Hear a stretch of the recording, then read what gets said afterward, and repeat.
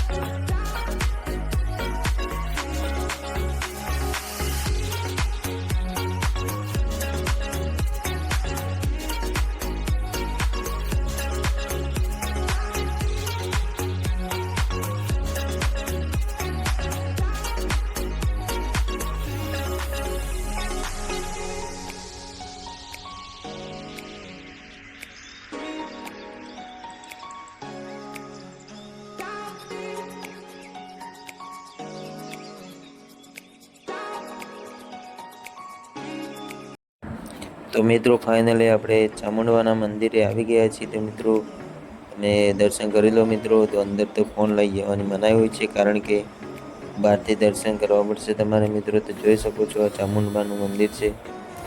તો ચાલો મિત્રો વિડીયોમાં આગળ વધીએ।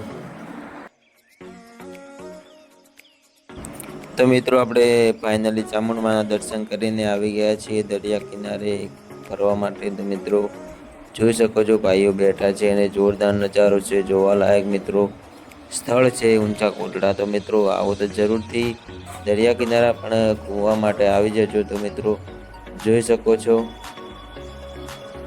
તો ચાલો મિત્રો વિડીયોમાં આગળ તમને બતાવું કે શું શું જોવાલાયક છે મિત્રો। ચાલો વિડીયોમાં આપણે આગળ વધીએ।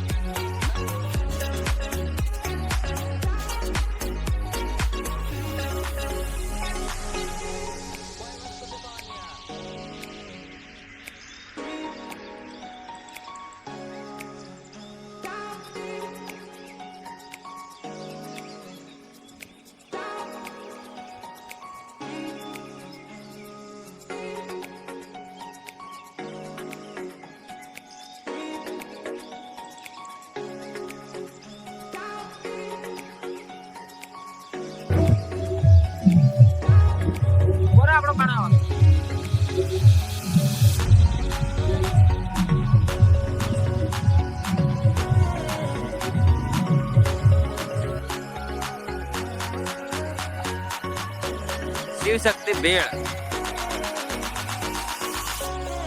તો એલો મિત્રો ફાઇનલી આપણે ઊંચા બધે કુંડામાં પહોંચી આવી ગયું. ચૂક્યા છીએ અને બધું જોઈ પણ લીધું છે. તો મિત્રો ચાલો હવે થોડીક ભેળ ખાવા પેટ માટે પૂજા કરી લઈએ મિત્રો. તો જોઈ શકો પાણીપુરી છો ભેળ. શિવ શક્તિ ભેળ પાણીપુરી આપણે ખાવા માટે આવી ગયા છીએ મિત્રો. 30 રૂપિયાની 10 પાણીપુરી છે. તો મિત્રો ચાલો આપણે થોડોક નાસ્તો કરી લઈએ મિત્રો.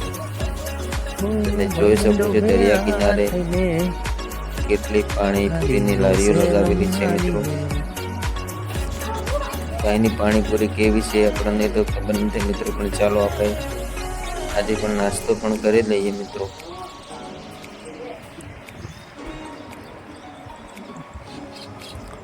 તો મિત્રો વ્લોગમાં નવા હોય તો ચેનલને સબસ્ક્રાઈબ કરવાનું ભૂલતા નહીં અને મિત્રો થોડો સપોર્ટ પણ કરજો મિત્રો, તમારા ભાઈ સમજીને. તો ચાલો મિત્રો આપણે આજનો બ્લોગ આજે પૂરો થાય છે અને નવા બ્લોગમાં જરૂરથી મળીશું અને ચેનલને સબસ્ક્રાઈબ જરૂરથી કરી નાખજો.